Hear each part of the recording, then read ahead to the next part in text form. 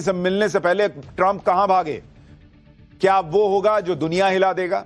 एक दिन पहले तुर्की को हड़काया, अब कनाडा में खालिस्तानियों का पक्का इलाज करेंगे क्या मोदी?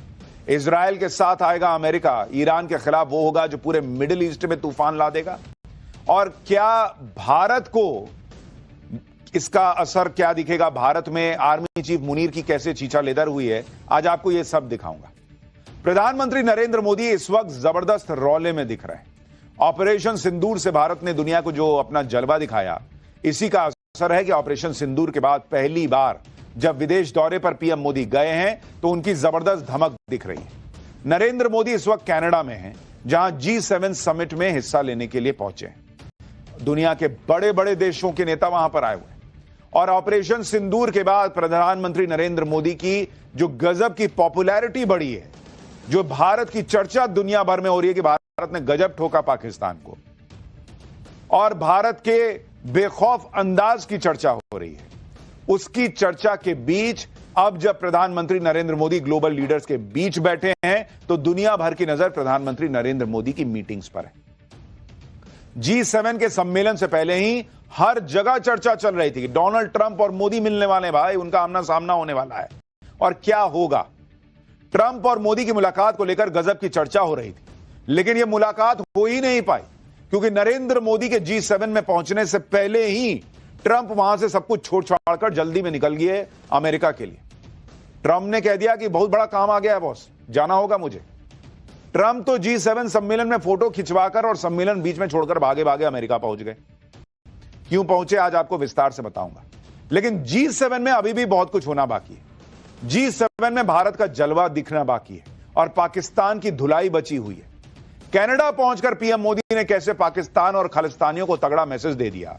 G7 बीच में छोड़कर जाने वाले ट्रंप क्या बड़ा करने वाले हैं, और ईरान और इजराइल के बीच जो युद्ध चल रहा है उसमें भारत की भूमिका क्या होगी, पाकिस्तान को नरेंद्र मोदी कैसे एक्सपोज करने वाले हैं, ग्लोबल लेवल पर एक महायुद्ध सामने खड़ा हो गया है क्या, इस सारी हलचल की एक झलक देखिए, फिर विस्तार से चीजें बताता हूं। कनाडा पहुंचते ही पीएम मोदी ने बता भी दिया है कि G7 की मीटिंग में उनका क्या एजेंडा रहने वाला है।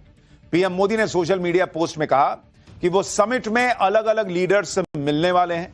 पीएम मोदी ने कहा कि वो वैश्विक मुद्दों पर अपनी बात रखेंगे।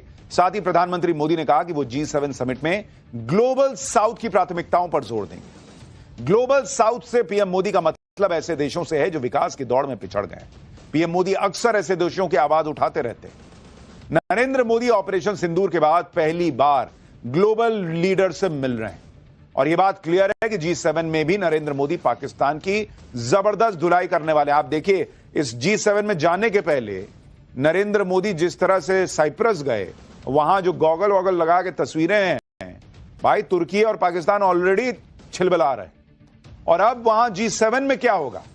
भाई जो देश एटम बम रखने पर ईरान की ठुकाई का समर्थन कर रहे हैं, वो फिर पाकिस्तान जैसे देश के पास एटम बम होने पर चुप कैसे रह सकते हैं? नहीं पूछेंगे नरेंद्र मोदी कि भाई ईरान रखेगा एटम बम तो आपको दिक्कत है, और यहां पाकिस्तान जैसा आतंक को पालने वाला देश रखे हुए तो आपको दिक्कत नहीं है। पाकिस्तान के एटम बम पर भी तो बात होनी चाहिए, क्योंकि पाकिस्तान ने तो हाफिज सईद, मसूद अजहर जैसे आतंकियों को पाले रखा है, तो उसका एटम बम सुरक्षित कैसे है दुनिया के लिए? अगर ईरान के एटम बम दुनिया के लिए खतरा है तो पाकिस्तान के एटम बम भी दुनिया के लिए खतरा होंगे ना, क्योंकि ये कभी भी आतंकियों के हाथ लग सकते हैं। और नरेंद्र मोदी दुनिया के सामने G7 में भी लिख कर रख लीजिए कि पाकिस्तान को एक्सपोज करेंगे। जैसे नरेंद्र मोदी ने दुनिया को बताया है पिछले 10 साल से, 11 साल से, कि तुम्हारा आतंकवाद मेरा आतंकवाद नहीं चलेगा, तुम्हारे यहां टेररिज्म के लिए अलग पैमाने, मेरे यहां अलग होंगे, ऐसा नहीं चलेगा भाई। तुम्हारा कटता है, खून निकलता है तो तुमको दर्द होता है, तो हमारे यहां भी वैसा ही होता है। सबसे बड़ा सवाल तो अमेरिका जैसे देशों पर उठता है, क्योंकि अमेरिका ने तो खुद हाफिज सईद और मसूद अजहर जैसे आतंकियों पर प्रतिबंध लगाया हुआ है। खुद अमेरिका ने हाफिज सईद और मसूद अजहर को अंतरराष्ट्रीय, जस्टिन ट्रूडो थे जो खालिस्तानियों को बढ़ावा देते थे, लेकिन कनाडा के नए पीएम ने खुद पीएम मोदी को फोन करके कहा था कि कनाडा भारत के साथ संबंध सुधारना चाहता है। कनाडा को अगर संबंध सुधारने तो खालिस्तानियों पर एक्शन लेना ही होगा। कनाडा में खालिस्तानियों को ट्रूडो ने खुली छूट दे रखी थी। नरेंद्र मोदी कनाडा के नए पीएम से साफ साफ कहेंगे कि कनाडा में भारत विरोधी हरकतें बर्दाश्त नहीं होंगी, इन्हें बंद करो। जैसे भारत ने पाकिस्तान को कहा है कि टेरर और टॉक साथ नहीं चल सकते, आतंक और पानी का बहाव साथ नहीं चल सकता। वैसे ही नरेंद्र मोदी ये मान के चलिए कि कनाडा को बता के आएंगे कि भारत से बिजनेस करना है, तो ये जो खालिस्तानी बैठे हैं वहां लाखों सिख समुदाय के लोग हैं, लेकिन उनमें से जो छुट्टन भर है वो ज्यादा उछलते हैं खालिस्तान चाहिए, खालिस्तान चाहिए। तो इनको कंट्रोल करो यार। ये बोल के आएंगे मोदी। भारत का विरोध करने वाले दुनिया में कहीं भी रहे, नरेंद्र मोदी किसी को छोड़ने वाले नहीं। कल ही हमने आपको बताया था कि G7 में आने से पहले ही नरेंद्र मोदी ने तुर्की को निपटाया था। पीएम मोदी ने G7 में आने से पहले साइप्रस जाकर गजब का मास्टर स्ट्रोक खेला, जिससे पाकिस्तान के दोस्त तुर्की की हालत खराब हो गई। तुर्की कश्मीर के मामले में पाकिस्तान का साथ देता है, तो नरेंद्र मोदी साइप्रस में उस जगह तक गए जहां तुर्की अवैध कब्जा करके बैठा है, और तुर्की को मैसेज दिया कि कश्मीर के बारे में बोलना बंद कर दो, वरना हम जब साइप्रस के साथ खड़े होंगे तो जैसे पाकिस्तान को मारा तुमको खुल्लम खुल्ला मार देंगे। बेकार की बात ना करो। नरेंद्र मोदी तो पाकिस्तान के दोस्तों से लेकर कनाडा के खालिस्तानियों तक सबकी जबरदस्त धुलाई कर रहे हैं, लेकिन इसी बीच डोनाल्ड ट्रंप क्यों G7 की मीटिंग छोड़कर अचानक अमेरिका भाग गए, इसकी चर्चा भी खूब हो रही है। बात करने वाले हैं, क्या ट्रंप अमेरिका के ताकतवर हथियारों से ईरान की न्यूक्लियर साइट को धुआं धुआं करने वाले हैं? क्या ट्रंप ईरान में तख्ता पलट करने वाले हैं? क्योंकि भाई एक चीज तो क्लियर है, यह आदमी बीच में G7 की राजधानी तेहरान को खाली कर दे। अब तेहरान खाली करा रहे हैं तो हवा में तो नहीं करा रहे होंगे, मैं जाऊंगा पिकनिक मनाऊंगा। इसका मतलब तेहरान पर संकट है।